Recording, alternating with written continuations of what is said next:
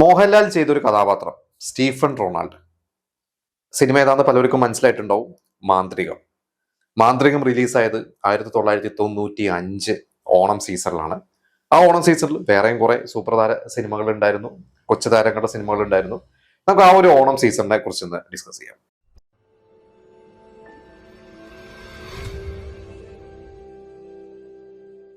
1995 ഓണത്തിന് പ്രധാനമായിട്ടൊന്ന് തിയേറ്ററിലെത്തിയ ഒരു സിനിമ തന്നെയായിരുന്നു മാന്ത്രികം.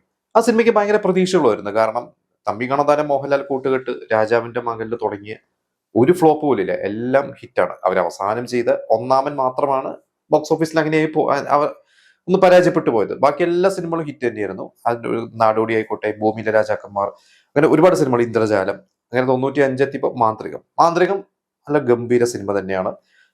എനിക്കിപ്പോഴും കണ്ടത് ഓർമ്മയുണ്ട്. തൃശ്ശൂർ ജോസ് തിയേറ്ററിലാണ് ആ സിനിമ കണ്ടത്. ഭയങ്കര ത്രില്ലടിച്ചാണ് കണ്ടത്. കാരണം നമ്മൾ അതുവരെ കാണാത്ത തരത്തിലുള്ള പല സീൻസും, മോഹൻലാലിന്റെ കഥാപാത്രം സ്റ്റീഫൻ റൊണാൾഡ്, ആൽബി എന്ന് പറഞ്ഞു വരുന്നു, സ്റ്റീഫൻ റൊണാൾഡ് ആണെന്ന് പറഞ്ഞാൽ അതിന്റെ ഒരു ബാക്ക്ഗ്രൗണ്ട് സ്കോർ ഒക്കെ നമുക്ക് ഇപ്പോഴും അറിയാം. ആ ഒരു ബാക്ക്ഗ്രൗണ്ട് സ്കോർ കേൾക്കുമ്പോൾ തന്നെ അത് മാന്ത്രികത്തിലാണെന്നുള്ളത്. ജഗദീഷും അതേപോലെ തന്നെ നല്ല അടിപൊളി റോളാണ്. ജേക്കു വരൻ, പിന്നെ കുറെ പേരുണ്ട്, കുറെ ആർട്ടിസ്റ്റുകളുണ്ട്.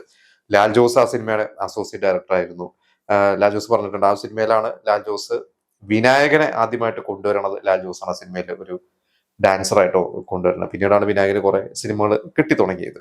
അങ്ങനെ മാന്ത്രികം ആ ഒരു ഓണത്തിലെ മെയിൻ വിന്നർ ആയിരുന്നു, സൂപ്പർ ഹിറ്റ് സിനിമയായിരുന്നു. അടുത്ത സിനിമ മമ്മൂട്ടിയുടെ നമ്പർ 1 സ്നേഹതീരം ബാംഗ്ലൂരിന്റെ ഓർത്ത്.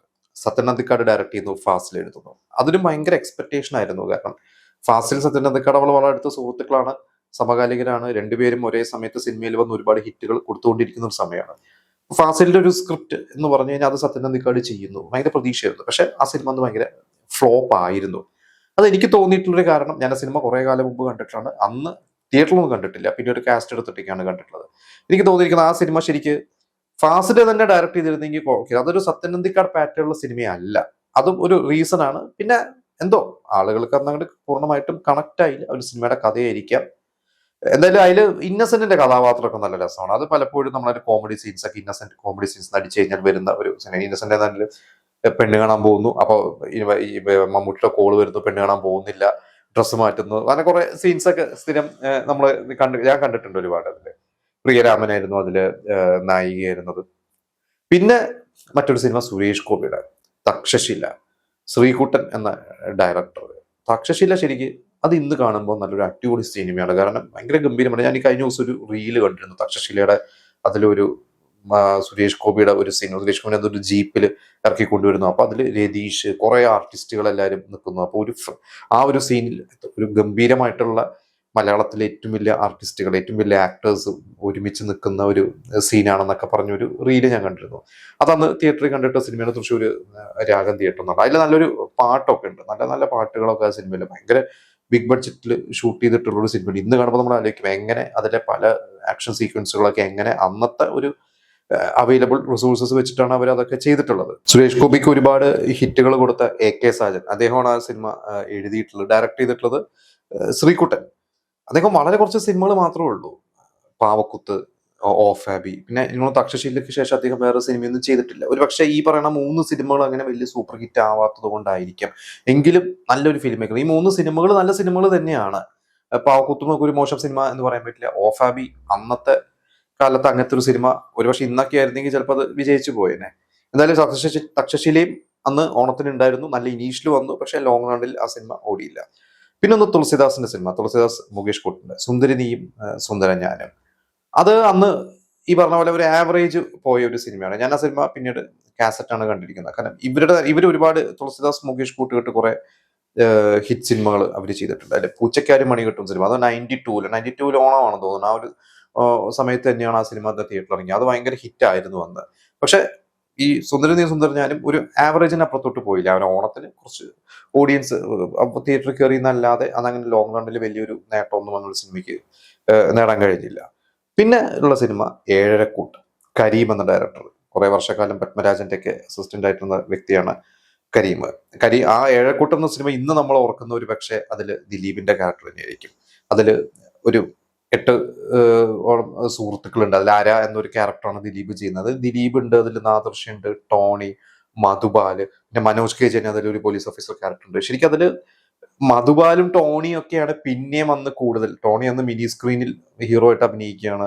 ദിലീപും നാദർഷയൊക്കെ അന്ന് മിമിക്രി ബാക്ക്ഗ്രൗണ്ട് വരുന്നുണ്ട്. ദിലീപ് അന്നും സിനിമകൾ മാനത്ത കൊട്ടാരം കണ്ട് കുറെ സിനിമകളൊക്കെ ചെയ്തു തുടങ്ങി. കാക്കയ്ക്കും പൂച്ചയ്ക്കും കല്യാണം, ത്രീ മെൻ ആർമി പോലത്തെ സിനിമകളൊക്കെ നായകതുല്യമായിട്ടുള്ള റോളുകളൊക്കെ ചെയ്തു തുടങ്ങി. എന്തായാലും ഏഴരക്കൂട്ടം എന്ന സിനിമ അന്ന് തിയേറ്ററിൽ അത് ശരിക്കും വലിയ വിജയിച്ച സിനിമയല്ല. അതിന്റെ പ്രൊഡ്യൂസർക്ക് നഷ്ടമായിരുന്നു എന്നുള്ളത് ഞാൻ പിന്നീട് എവിടെ വായിച്ചിട്ടുണ്ട്. എനിക്ക് എക്സാക്ട് കണക്കറിയില്ല. പുതിയ പ്രൊഡ്യൂസേഴ്സ് ആയിരുന്നു. അതിന്റെ ഒരു പ്രൊഡ്യൂസർ ഒരു തൃശ്ശൂരിലുള്ള പ്രൊഡ്യൂസറാണ്, അരവിന്ദാക്ഷ മേനോൻ എന്ന പ്രൊഡ്യൂസർ. അദ്ദേഹം തൃശ്ശൂർക്കാർക്ക് അറിയായിരിക്കും. അദ്ദേഹത്തിന് സി എ മേനോൻ, ആന മേനോൻ എന്നാണ് അദ്ദേഹത്തിന് വിളിക്കുന്നത്. അദ്ദേഹം ഭയങ്കര ആനപ്രാന്ത് ഒരാളായിരുന്നു. അദ്ദേഹം ഒരുപാട് പുസ്തകങ്ങളും ഒക്കെ എഴുതിയിട്ടുള്ള ഒരു വ്യക്തിയാണ്. അദ്ദേഹമാണ് അതിന്റെ ഒരു വൺ ഓഫ് ദ പ്രൊഡ്യൂസർ. എന്തായാലും ആ സിനിമ അന്ന് ഈ പറഞ്ഞ പോലെ ദിലീപ് ശ്രദ്ധിക്കപ്പെട്ടു. ആ ഒരു സിനിമ കാരണമാണ് ദിലീപിന് സല്ലാപം കിട്ടിയത്. പലർക്കും അറിയുന്ന കഥ നമ്മൾ തന്നെ പല എപ്പിസോഡിൽ ചെയ്തിട്ടുണ്ട്. സുന്ദരദാസും ലോഹിദാസും ഏഴക്കൂട്ടം കാണാൻ പോയപ്പോൾ ആ സിനിമ കണ്ടു കഴിഞ്ഞപ്പോൾ ദിലീപിനെ ഇഷ്ടപ്പെട്ടിട്ടാണ് സല്ലാപത്തിലോട്ട് ദിലീപിനെ കാസ്റ്റ് ചെയ്തത്. എന്തായാലും ഇത്രയും സിനിമകളാണ് പ്രധാനമായിട്ടും അന്ന് ആ ഒരു ഓണം സീസണിൽ തിയേറ്ററുകളിൽ ഇറങ്ങിയത്. അന്ന് ഈ പറഞ്ഞ സിനിമകളിലെല്ലാം ഓണം വിന്നർ ശരിക്കും അല്ലെങ്കിൽ സൂപ്പർ ഹിറ്റ് ആയത് മാന്ത്രികം തന്നെയായിരുന്നു. പിന്നെ ആ സെപ്റ്റംബർ മാസം, സെപ്റ്റംബർ സെക്കൻഡ് വീക്കിൽ തമിഴ്നാട്ടിൽ റിലീസ് ചെയ്ത ഒരു സിനിമയുണ്ട്. അതും തമിഴ്നാട്ടിൽ ഇറങ്ങി ഒരാഴ്ച കഴിഞ്ഞിട്ടാണ് തോന്നുന്നത് ഇവിടെ ഇറങ്ങിയിട്ടുള്ളത്. ആസൈ എന്നാണ് ആ സിനിമ. അജിത്തിനെ ഒരു റൊമാൻറ്റിക് ഹീറോ ആക്കി വളർത്തിക്കൊണ്ടുവന്ന സിനിമയായിരുന്നു ആസൈ. നല്ലൊരു സിനിമയായിരുന്നു. അതിലെ പാട്ടുകൾ ഭയങ്കരമായിട്ട് ഹിറ്റായിരുന്നു. സുവലക്ഷ്മി, പ്രകാശ് രാജൊക്കെ അഭിനയിച്ചിട്ടുള്ള സിനിമയാണ്. ആസൈ കണ്ടിട്ടാണ് പിന്നെ കാതൽ കോട്ടൈ എന്ന സിനിമ, അത് തൊട്ടടുത്ത വർഷമാണ്. കാതൽ കോട്ടയും കൂടി കഴിഞ്ഞപ്പോഴാണ് അജിത്ത് പിന്നെ ഒരു ഹീറോ ആയിട്ട് അങ്ങ് സെറ്റ് ആയത്. അപ്പൊ ആസയും ആ ഒരു സെപ്റ്റംബർ മാസം ഈ ഒരു ഓണം സിനിമകളൊക്കെ ഇറങ്ങി തിയേറ്ററിൽ ഇറങ്ങുന്ന സമയത്ത് ഇവിടെ കേരളത്തില് തിയേറ്ററുകളിലും അന്ന് ആസയും ഉണ്ടായിരുന്നു.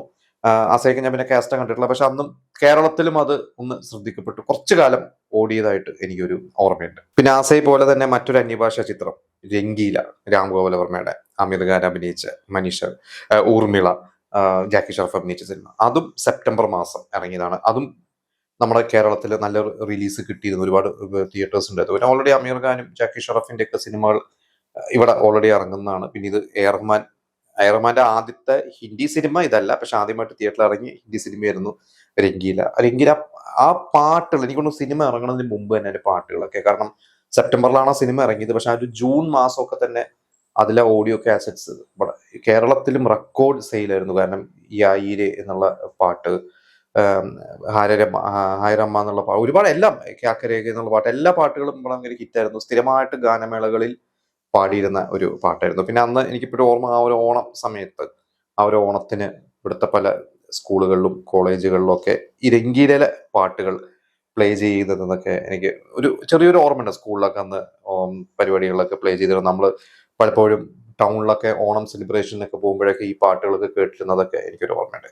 അപ്പൊ ഇത്രയും സിനിമകളാണ് അന്ന് കേരളത്തിൽ ആ ഒരു ഓണം അല്ലെങ്കിൽ ആ ഒരു സെപ്റ്റംബർ മാസം തിയേറ്ററിൽ ഇറങ്ങിയത്. ഇതിൽ മാന്ത്രികം ഞാൻ തിയേറ്ററിൽ നിന്ന് കണ്ടിട്ടുള്ള സിനിമയാണ്. മറ്റു സിനിമകൾ തക്ഷശിലയും അന്ന്, തക്ഷശില ഇപ്പൊ ഓർമ്മ കിട്ടുന്നില്ല എന്ന് കണ്ടിട്ടുള്ളത്.